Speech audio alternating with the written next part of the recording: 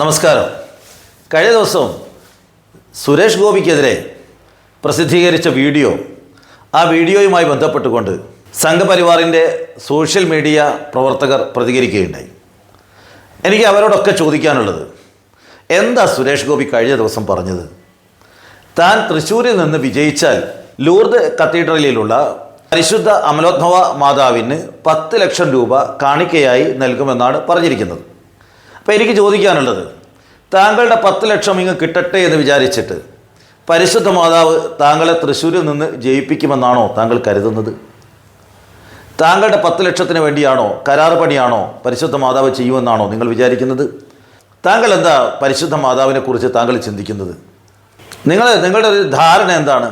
താങ്കളെ 10 ലക്ഷം രൂപയുടെ കെട്ട് കണ്ടിട്ട് പരിശുദ്ധ മാതാവ് ജയിക്കേണ്ട ആളുകളെ തോൽപ്പിച്ച് താങ്കളെ വിജയിപ്പിച്ച് താങ്കളെ കൊണ്ട് ആ തൃശ്ശൂർ അങ്ങ് എടുപ്പിച്ചിട്ട് ഡൽഹിയിലേക്ക് പറഞ്ഞേക്കുമെന്നാണോ താങ്കൾ കരുതുന്നത്? താങ്കൾ എന്തൊരു വിഡ്ഢിയാണ്, എന്ത് വിഡ്ഢിത്തരമാണ് താങ്കൾ പറഞ്ഞത്? വിജയിച്ചാൽ കരാറാണോ 10 ലക്ഷം റുപ്യ? അങ്ങനെയാണോ യഥാർത്ഥ വിശ്വാസികളും സ്നേഹമുള്ള ആളുകളും ചെയ്യുന്നത്? ജയിച്ചാലും തോറ്റാലും കൊടുക്കും നേർച്ച എന്ന് പറഞ്ഞാൽ അങ്ങനെ കൊടുക്കാതെ വിജയിച്ചാൽ, അപ്പോൾ താങ്കൾക്ക് ഒരു ഭാഗത്ത് വലിയ സംശയമുണ്ട് ജയിക്കുമോ എന്നുള്ളത്. അപ്പോൾ പൈസ പോയോ, 10 ലക്ഷം രൂപ നഷ്ടപ്പെട്ടു പോവുക തോറ്റാലെന്ന് വിചാരിച്ചിട്ട് താങ്കൾ ആ 10 ലക്ഷം പോകാതിരിക്കാൻ വേണ്ടിയിട്ട് ഒരു വേല ഒപ്പിച്ചതാണ്. ഇതൊക്കെ കേരളത്തിലെ ജനങ്ങൾക്കറിയില്ലേ? ഇമാതിരി തരംതാണ രൂപത്തിൽ താങ്കളെ പോലെയുള്ള ആളുകൾ സംസാരിക്കരുത്. എന്തൊരു തരംതാണ സംസാരം താങ്കൾ നടത്തിയത്? വിജയിച്ചാൽ 10 ലക്ഷം റുപ്യ മാതാവിന് കൊടുക്കുന്നു. ഇതൊരു സമുദായത്തെ മുഴുവൻ അവഹേളിക്കുന്നതല്ലേ? താങ്കളെ 10 ലക്ഷം കണ്ടു നിൽക്കുകയാണോ മാതാവ്? അത് കിട്ടട്ടെ എന്ന് വിചാരിച്ചിട്ട് താങ്കൾ ജയിപ്പിക്കും, അങ്ങനെയാണോ? അത് പറയണോ? താങ്കളുടെ മനസ്സിലുള്ളത് എന്താണെന്ന് തുറന്നു പറയണം. താങ്കൾ 20 ലക്ഷം കാണിച്ചാൽ അടുത്ത ആൾ ജയിപ്പിക്കുമോ? അങ്ങനെയാണോ? കോൺഗ്രസിൻ്റെ സ്ഥാനാർത്ഥി 20 ലക്ഷം കാണിക്കുക, അപ്പോൾ അവിടുത്തെ ഇടതുപക്ഷത്തിൻ്റെ സ്ഥാനാർത്ഥി 30 ലക്ഷം കാണിക്കുക, ഏറ്റവും കൂടുതൽ പൈസ കൊടുക്കുന്ന ആൾ ജയിപ്പിക്കും, അങ്ങനെയാണ് താങ്കൾ ചിന്തിക്കുന്നത്? ഇമാതിരി വിഡ്ഢിത്വം വിളമ്പരുത്. താങ്കളുടെ തലയിൽ സംഗീതലയായതുകൊണ്ട് എന്ത് വിഡ്ഢിത്വവും പറയും, അങ്ങനെ പറയിപ്പിക്കും.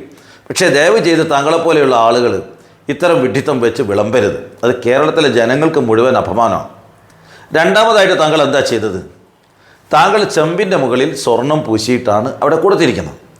ഇപ്പോൾ താങ്കളുടെ അനുയായികൾ പറയുന്നു ചെമ്പിൻ്റെ മുകളിൽ പൂശിയിട്ടാണ് സാധാരണ കൊടുക്കുന്നത്, അതിൽ തെറ്റില്ല, അങ്ങനെ തന്നെയാണ് ഞങ്ങൾ വിചാരിച്ചതെന്നൊക്കെ പറയുന്നു. അത് നിങ്ങളുടെ യഥാർത്ഥ സ്വഭാവമാണ്.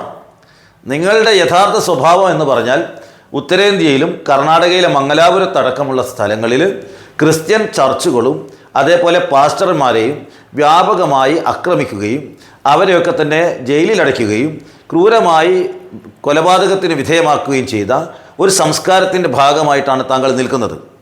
ആ സംസ്കാരത്തിൻ്റെ ഭാഗമായി, അതായത് താങ്കളുടെ കൊടുത്തിരിക്കുന്ന കിരീടത്തിലെ ചെമ്പാണ് യഥാർത്ഥ സ്വഭാവം. ആ ചെമ്പാണ് ഞാൻ നേരത്തെ പറഞ്ഞ ഈ അക്രമങ്ങൾ. കഴിഞ്ഞ 2023 190 ദിവസത്തിനുള്ളിൽ 400 അക്രമങ്ങളാണ് ക്രിസ്ത്യൻ സമുദായത്തിനെതിരെ നടന്നത്. ഒരു ദിവസം 2 വീതം. 2023 ജൂൺ മാസത്തിൽ ഒരു ദിവസം 3 വീതം രാജ്യത്ത് ക്രിസ്ത്യൻ സമുദായത്തിനെതിരെ അക്രമം നടന്നു. അതിൽ അവരുടെ കന്യാസ്ത്രീകളടക്കമുള്ള ആളുകളെ ഭീകരമായിട്ട് ആക്രമിക്കുന്ന രൂപത്തിലുള്ള അക്രമങ്ങളാണ് നടന്നത്. അപ്പോൾ താങ്കളുടെ ആ കിരീടത്തിലെ ചെമ്പ് എന്ന് പറയുന്നത് ഈ പറയുന്ന അക്രമങ്ങളെ സൂചിപ്പിക്കുന്നു. അത് മൂടി വെക്കാനാണ് താങ്കൾ സംഘപരിവാറിൻ്റെ ആ യഥാർത്ഥ സ്വഭാവം മൂടി വെച്ചുകൊണ്ടാണ് ആ ചെമ്പിൻ്റെ മുകളിൽ താങ്കൾ സ്വർണം പൂശിക്കൊണ്ട് മാതാവിൻ്റെ കിരീടം വെച്ചിരിക്കുന്നത്. അത് നിങ്ങളുടെ സ്ഥിര സ്വഭാവമാണ്. നിങ്ങൾ ഈ തെരഞ്ഞെടുപ്പിൽ ക്രിസ്ത്യൻ സമുദായത്തിൻ്റെ വോട്ട് കിട്ടാൻ വേണ്ടി പല നമ്പറും ഇറക്കിക്കൊണ്ടിരിക്കുകയാണ്. നിങ്ങൾ എന്താ കാട്ടിക്കൊണ്ടിരിക്കുന്നത്? രാജ്യത്ത് വ്യാപകമായി മണിപ്പൂരിലും വടക്കിഴക്കൻ സംസ്ഥാനങ്ങളിൽ, ഉത്തർപ്രദേശിൽ മാത്രം 2023 155 അക്രമങ്ങളാണ് പാതിരിമാർക്കെതിരെയും കന്യാസ്ത്രീകൾക്കെതിരെയും നടന്നിരിക്കുന്നത്. അതേപോലെ ഛത്തീസ്ഗഡിൽ 84. നമ്മുടെ ഈ മംഗലാപുരം വരെ കേരളത്തിലല്ലേ നടക്കാത്തത്? കേരളത്തിൽ ഇവിടെ സംഘപരിവാറിൻ്റെ സംരക്ഷണമൊന്നും അവർക്ക് വേണ്ട. കേരളത്തിലെ ക്രിസ്ത്യൻ സമുദായത്തിന് സ്വയം സംരക്ഷിക്കാൻ അവർക്കറിയാം. അതിനുള്ള സംവിധാനവും കരുത്തുമുള്ള ഒരു സമുദായമാണ് ക്രിസ്ത്യൻ സമുദായം.